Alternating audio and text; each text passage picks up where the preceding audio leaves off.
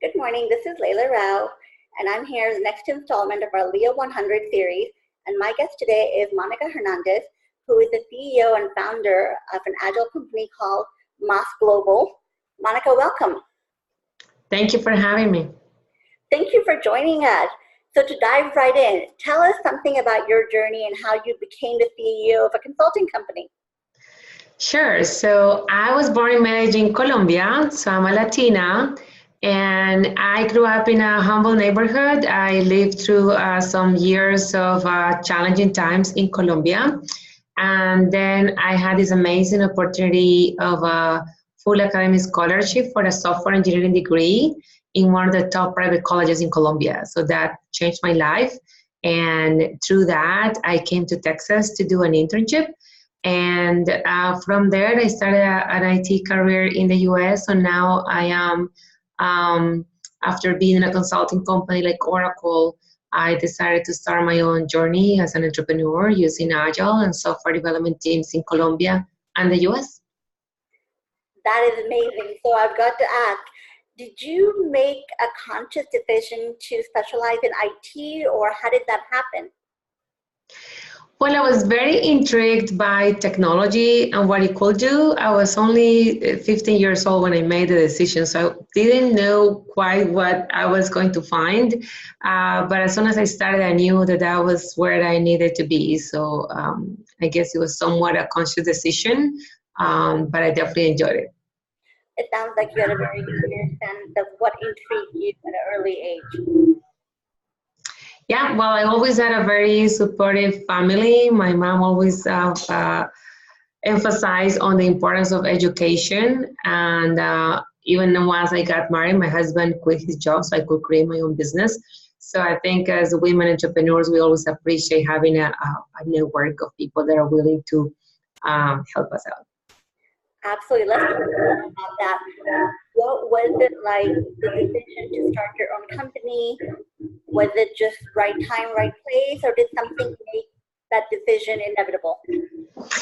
Yeah, well, since I grew up in Colombia and I had that opportunity to get my education, and then I decided to stay in the US and I completed my master's in computer science and engineering degree. And I felt that I was living the American dream, having a job at one of the largest software companies.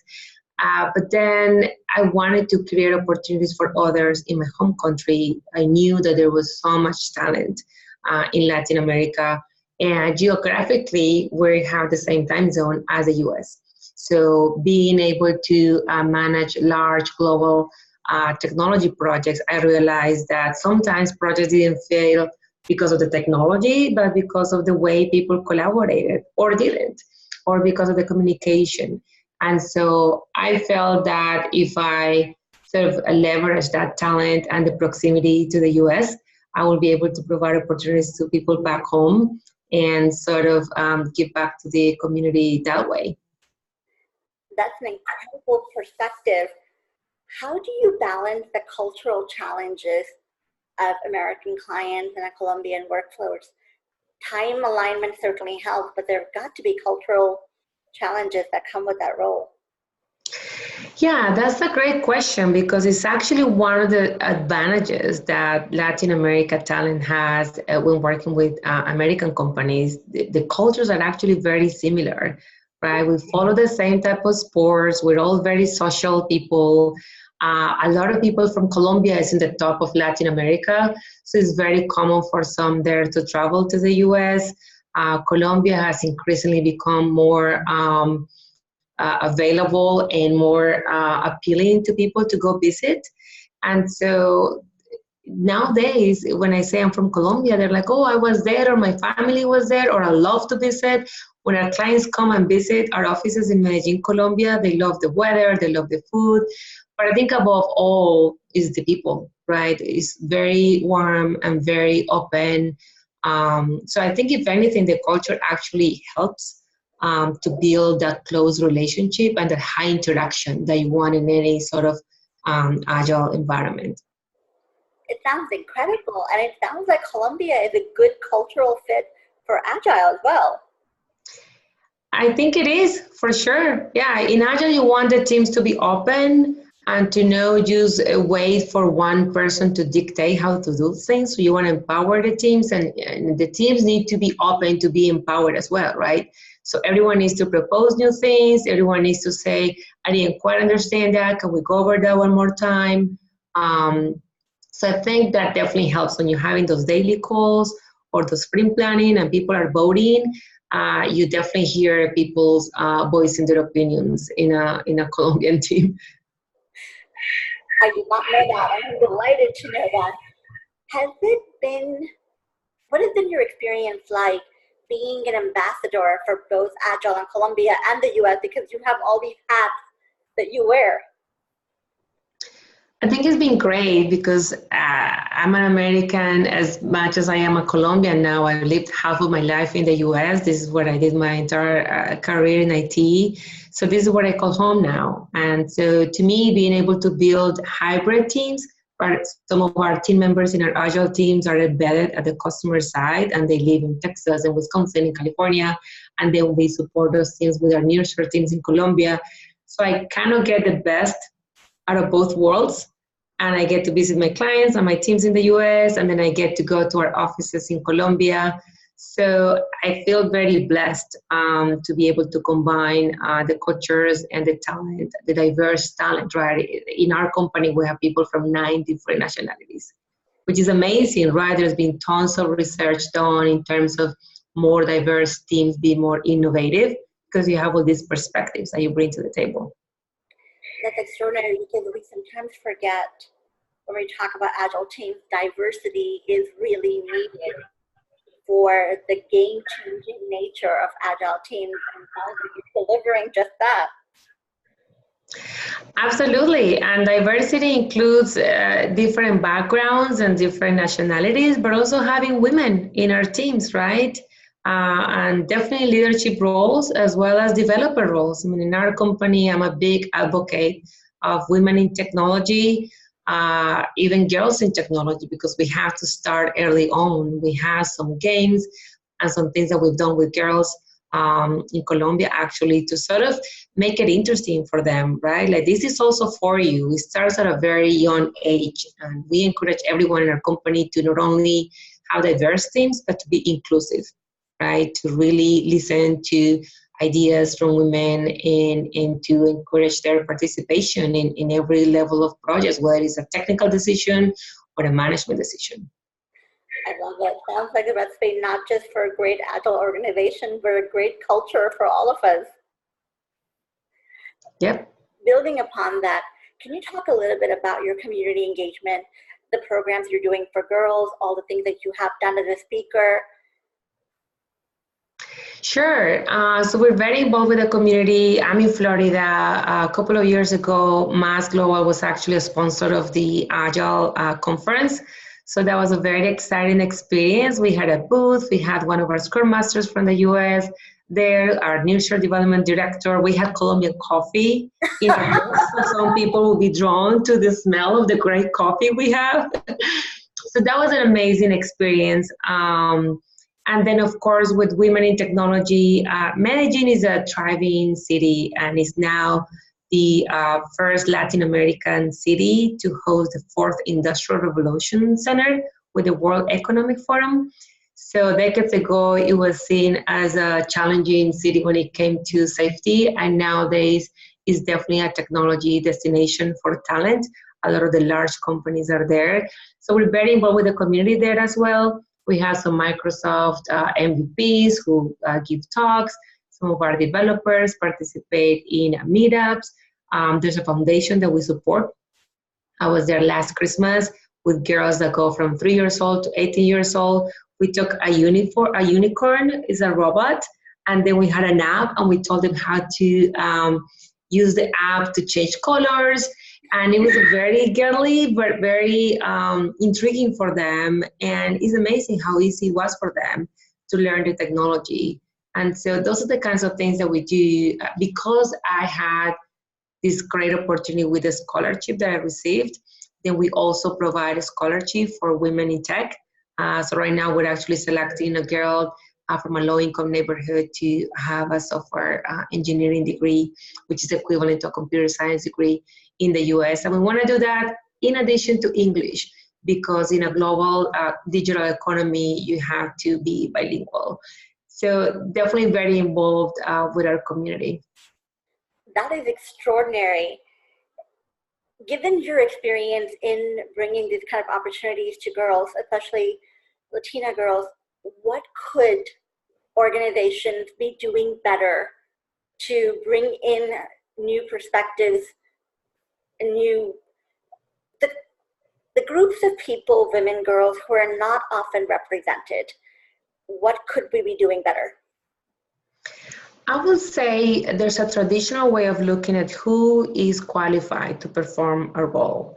And I think we need to look at what skills are really necessary to be a key team player of an agile team, right? What kind of mindset do you need to have? For example, we just finished a QA, a quality assurance bootcamp. We got some sound engineers that knew nothing about quality assurance, right? But they had a detail-oriented type skill, and they had great communication skills, great teamwork skills. And we took them through a 3-month training program, and now they are shadowing others to learn how to become QA engineers. And so I think we need to be more creative. It doesn't take 5 years for someone to be able to code, or to be a tester, or to be a scrum master, right? There's a lot of reskilling that I think we can do, especially with women that are eager to be part of the workforce and to have all of these skill sets, right? To make people feel that they're part of a team, to empower them, to make them contribute. And so we need to be more creative on who can be part of our teams. Okay, that is amazing, because we have this label and boxes in which we expect qualified applicants to come in, and it's really redefining what we need versus what we think that we need. Absolutely. And even it works the other way around. As women, we also need to be less perfectionist, right? There's been studies by Harvard and others where they show that if there's a job application and there's 10 bullet points, if we don't meet every single one of them, they're like, oh, I don't apply. But if it is a man, they're like, oh yeah, I applied to most of them, right? So I'm just gonna apply. And so we need to understand our value and what we can bring to a specific organization or role, and just have the agile mindset, right? That we need to experiment and learn from it, and find our own path. I love it. So applying the agile mindset to recognize the potential that we have before anybody else can really recognize it in ourselves. Absolutely. And supporting each other. I think we need to be our biggest supporters and amplifiers. I mean, what you're doing, amplifying other women that are doing great things in the agile community is great. But even in small settings, if you're in a business meeting and there's another woman that said something that you think is a good idea, amplify it. Oh, that's a great point. I really believe we should try that. And that really helps, right? Even in our family or friends, if we talk about what opportunities there could be for them, I think that can make a big difference. That's incredible. There was an article in Washington Post, I want to say about 8 years ago, when President Obama was in office, talking about the women in his chief of staff, his office, that were making a point to amplify each other's voices. And that stayed with me, because so often a woman says something and then 5 minutes later, a man says the same point. I was like, oh, that's an amazing idea, Bob. Where did you get the idea from? Right. It's such a pity, though. Given all of the experiences and successes you've had, what would be your advice to other women who perhaps don't see themselves as successful and inspiring just yet? Well, I would say consistency and discipline is very important, as well as knowing that you can find your own path, right? In the age of digital and social media, it's very easy to see the success of people saying, oh, I just got this. We, for example, just became one of the fastest growing companies in the US. and we have over 130 employees. So that's definitely a success story for us, and we have a lot more work to do, but that didn't come overnight. And there's a lot of hard work and a lot of people that have made that possible. So don't think that you need to be just going at a faster pace to keep up with other people, because everyone has their own trajectory, their own goals, their own purpose, their own balance between family and career and entrepreneurship. And so I think just knowing what you truly want, and being disciplined and learning along the way, because every little thing that you experiment or every failure, everything that happens sort of takes you a little bit farther on your path to what you think is success for you. That leads me to ask, has there been times in your career where you were at a pivotal point where you could see multiple opportunities, multiple paths, and you had to choose one? Can you share a story about a moment like that? Yeah, I think when I have been with Oracle Consulting for about 6 years, very successful there all over the US and Europe. And I was talking to my husband about starting a family. Like, hey, we kind of need to have kids. And in the consulting life, you're on the road all the time. And I always had in the back of my mind, we need to build something where we provide these opportunities back home in Colombia and use all this knowledge we have around technology. And so the decision there was, well, either we find another type of job that will accommodate us having a family and not having to travel as much, or we just say, let's just take a risk and let's just start this entrepreneurship journey. And that's what we did. And it wasn't an easy decision, because it was doing that at the same time that I was learning how to be a mom, but had amazing support from my husband and my mom and my friends. And that's all it takes. So, okay, we talk about supportive community, right? It sounds like you have that one. Is there any advice you would give other women on how to build their community? How do you cultivate the support system you do need? Yeah, I love that you asked that question, because part of my journey has been to become part of many different networks. For example, I just came back from Singapore. So Dell Technologies has a group called DUEN, Dell Women Entrepreneurs Network. There were about 110 women from all around the globe, women entrepreneurs. We all met in Singapore for 2.5 days.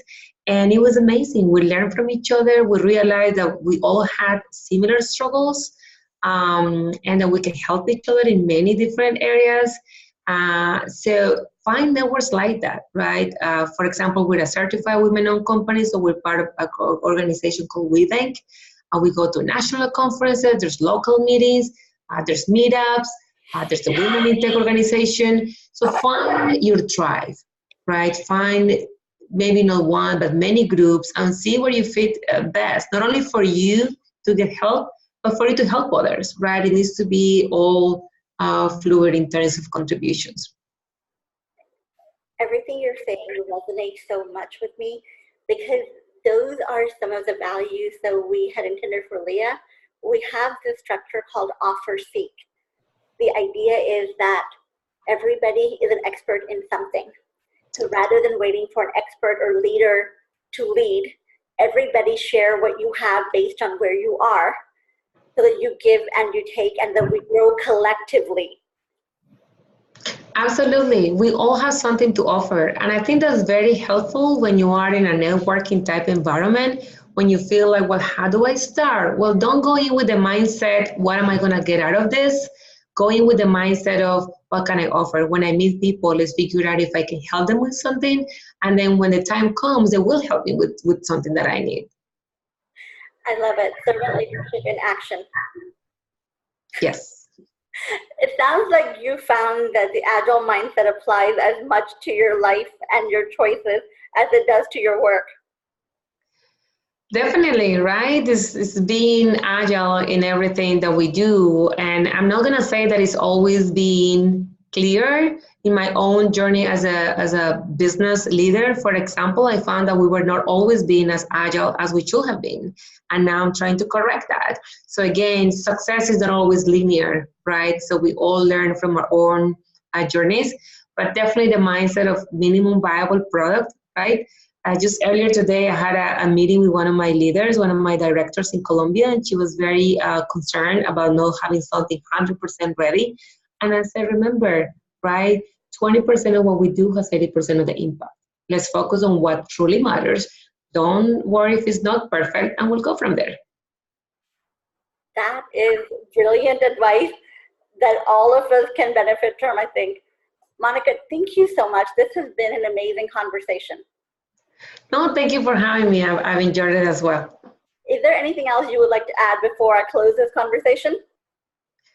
Well, I think we all need allies, we all need mentors and supporters. So make sure that you find those in your journey, because that will definitely accelerate your path to whatever you want to get. Couldn't agree more. Thank you.